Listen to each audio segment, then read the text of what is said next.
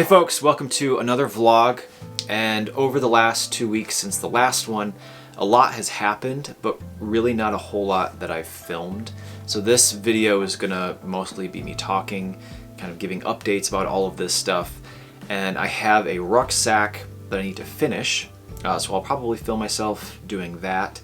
And at the end, I'll do another reaction to one of my very first videos of me finding my first Spanish half real, so that'll be at the end of the video as well. So it's still February, but we had a couple days above freezing in the 40s, and you know, the snow started to melt, and man, did it feel like spring. So Becca and I both started feeling spring fever pretty badly, so we went out and we bought seeds for this year's garden. We spent almost $100 on this stuff, on these supplies. And we can't really start any of them yet. We're gonna start the tomatoes and peppers and stuff probably in a few weeks. But it felt good to kind of start thinking about that because we enjoyed it so much last year. We produced a lot of vegetables that we're still eating because we canned them. Another thing that we did was we rented a dumpster for a week. You know, things have just kind of been piling up over the winter, and anything that we cannot recycle or donate is going in the dumpster, and it feels awesome to get rid of the clutter. We cleaned out the basement and the shed, and it's funny, like running around the house being like, what can we get rid of? What can we throw away to make some space? And it feels great. Spring cleaning in full effect. So last week's video was the Tri-Point and Snow Hole hike with Eddie, and probably half of the comments on the video were folks wondering what happened after the camera turned off. Did we have to hike 5 hours in the dark with torches like Eddie suggested?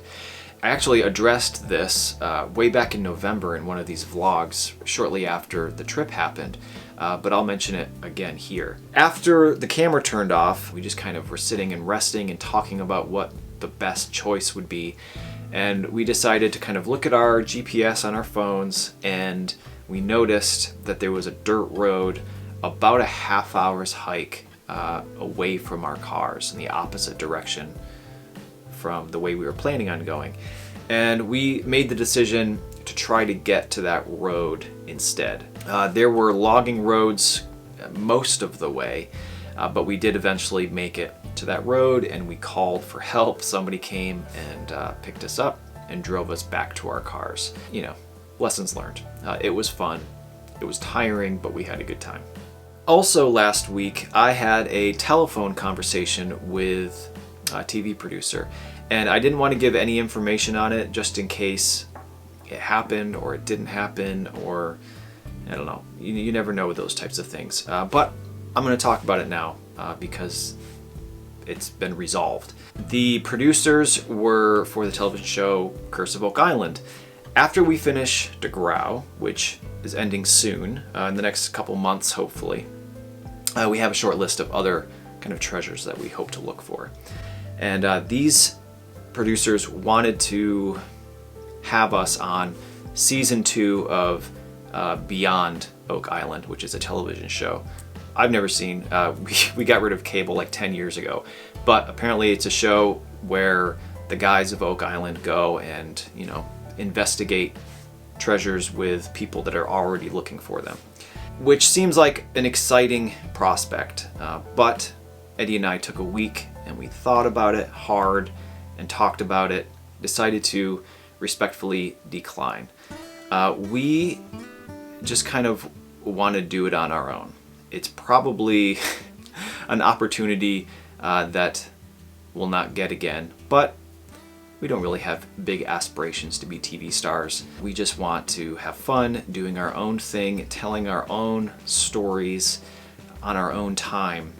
So we decided to just kind of keep this stuff between ourselves on YouTube for you folks.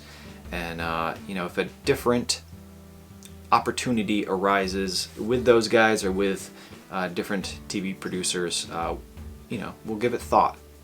But we decided that we weren't really a good fit for what they were looking for. It seemed like they had kind of like a specific kind of treasure hunter in mind. Didn't really think that that was what Eddie and I were, so we decided to respectfully decline. So, over the last 2 weeks, the majority of my time has been spent working on rucksacks. I've probably received 50 emails, messages on Facebook, Instagram, from folks requesting to get on a wait list for them. I'm just one guy making these by hand. I can barely make one a day, and obviously have other obligations, so I can't really fulfill all of those. So I've decided on Fridays, when these videos, the vlogs or the metal detecting videos get posted, as many as I can make will get posted on my website, which is gmmd.us, and it's first come, first serve. I would love to custom make rucksacks for everybody that emails me or have a waiting list, but a waiting list sounds like stress, which I don't need.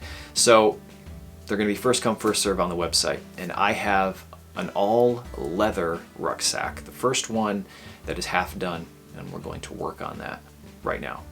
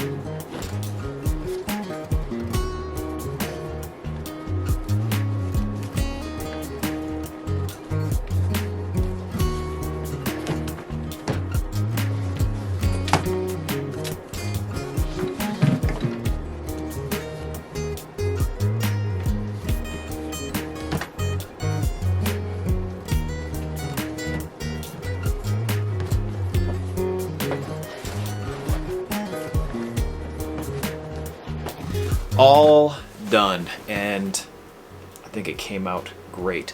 It's not as heavy as I thought it was going to be, being totally leather.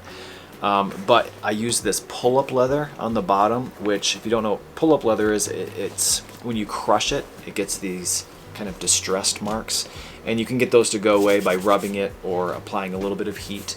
I think it's cool. And with this one, I created a new design for how these straps attach to the support back here. Previously, they went into the support directly, but I feel like this is less bulky. It's a little bit more of a cost because of the extra hardware, but quite frankly, it's easier to sew. And I think that it looks better, and might even be a little bit more comfortable too. So from this point on, the rucksacks will have this design. And I was thinking too, you could probably add like snaps and then be able to take the straps off, or just wear one, or I don't know. Still thinking about it. Let me know what you guys think. But this one turned out great. So since the last batch, I got new leather colors, new canvas colors, and I made 5 more on top of that one. This one has the original wax canvas with the new blue, veg tan on bottom, new non-waxed gray canvas on top, and this one is pull-up leather with wax canvas on top. And using the materials from the last batch, I made Bentley his own. We have gone on a couple little adventures, and he like stuffs toys and snacks in this, and it's probably the most adorable thing I've ever seen in my life. But this is like 70% the dimensions for the larger ones. I think it might be a little bit small for child size. If I do make more child size, I'll probably go 80%, but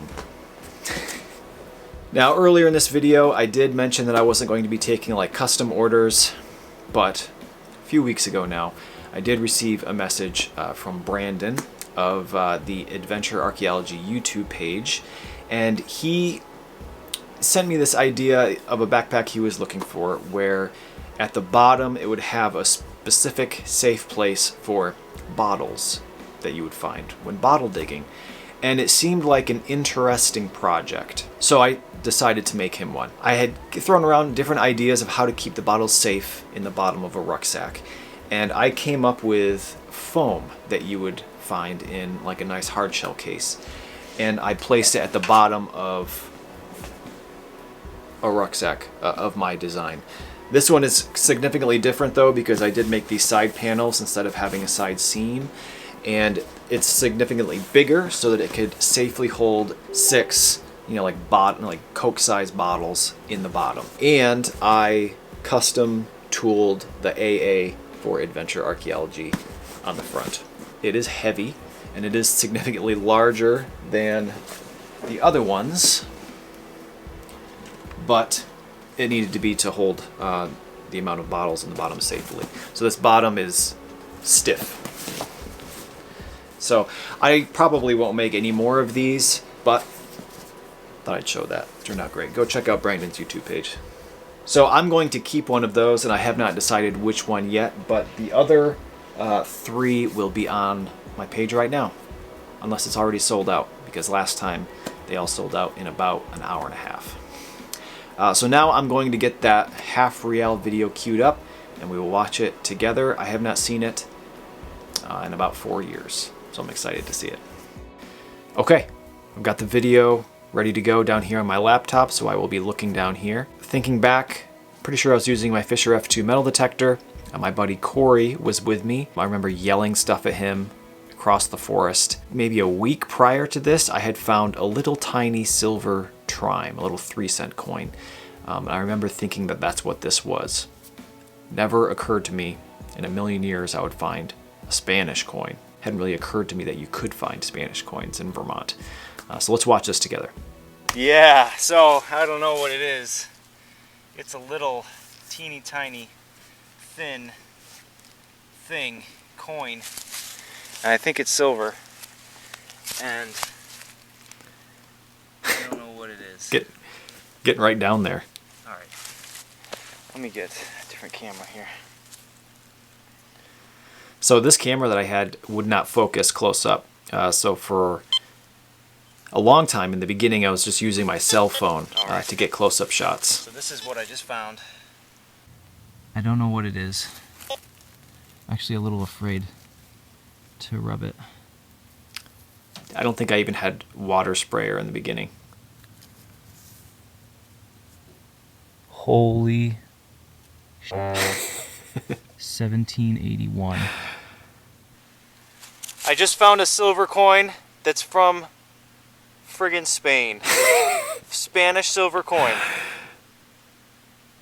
1781. That is my first of those. My first of those. That is insane. My brain stopped working. Insane. 1781. I'm gonna clean it up a little bit and then, you know, take pictures and do that thing. It's a silver friggin' Spanish coin.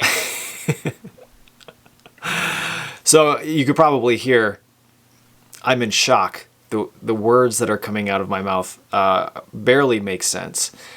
Like I said, I had never considered you could find foreign coins metal detecting, which makes complete sense. I now know that before America had money, we used the money that were in our pockets. But upon finding one, it's like something else. Great feeling. Let's keep going. What in the world? It didn't even ring that high. It rang like a 60. I thought it was going to be a 3-cent piece. Yeah, right. Oh my god, that is awesome. Oh, that was great. I went a long time only having found that one. And since then, I've maybe found a dozen of them, those teeny tiny little half real. But, you know, seeing the date, 17 whatever. It was my oldest coin, it was silver, it was Spanish. It's hard to beat that as just getting into the hobby, for sure. All right, folks, thanks again for watching. I hope you enjoy these reaction videos. I think next time I'm gonna do one where it was actually the same day as this half real. I found 3 large cents all in the same hole, a little coin spill. First old coin spill. Hopefully I'll see you then. Thanks for watching.